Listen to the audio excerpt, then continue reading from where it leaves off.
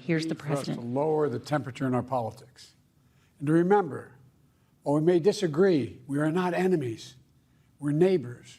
We're friends, co-workers, citizens, and most importantly, we're fellow Americans. We must stand together.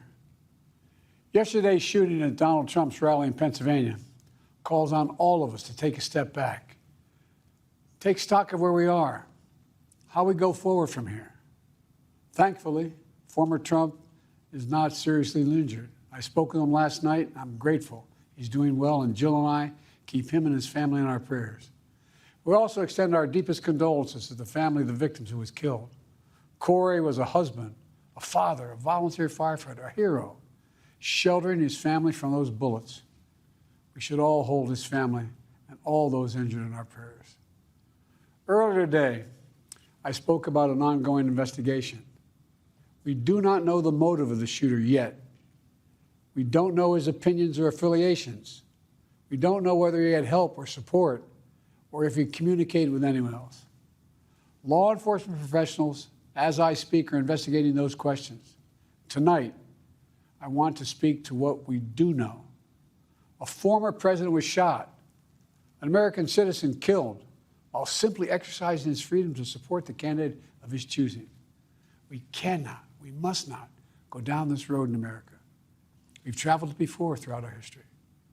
Violence has never been the answer, whether it's with members of Congress of both parties being targeted and shot, or a violent mob attacking the Capitol on January 6th, or a brutal attack on the spouse of former Speaker of the House, Nancy Pelosi, or information and intimidation on election officials, or the kidnapping plot against the sitting governor, or an attempted assassination on Donald Trump.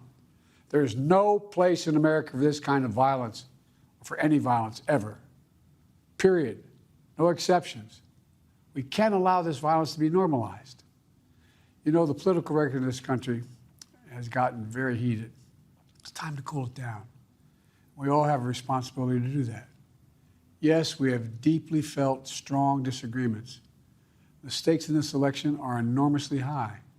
I've said it many times that the choice in this election we make in this election is going to shape the future of America and the world for decades to come.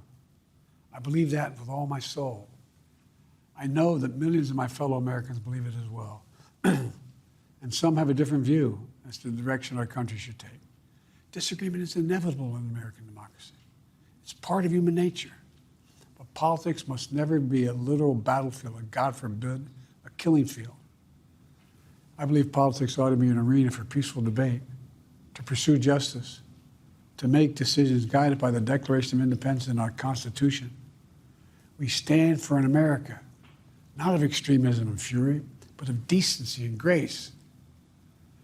All of us now face a time of testing as the election approaches. And the higher the stakes, the more fervent the passions become.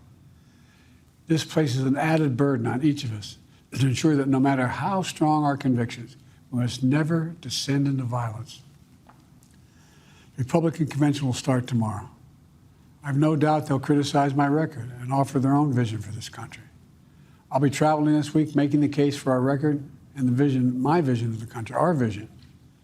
I'll continue to speak out strongly for our democracy, stand up for our Constitution and the rule of law, to call for action at the ballot box, no violence on our streets. That's how democracy should work. We debate and disagree. We compare and contrast the character of the candidates, the records, the issues, the agenda, the vision for America. But in America, we resolve our differences at the battle box.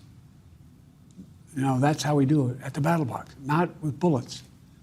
The power to change America should always rest in the hands of the people, not in the hands of a would-be assassin.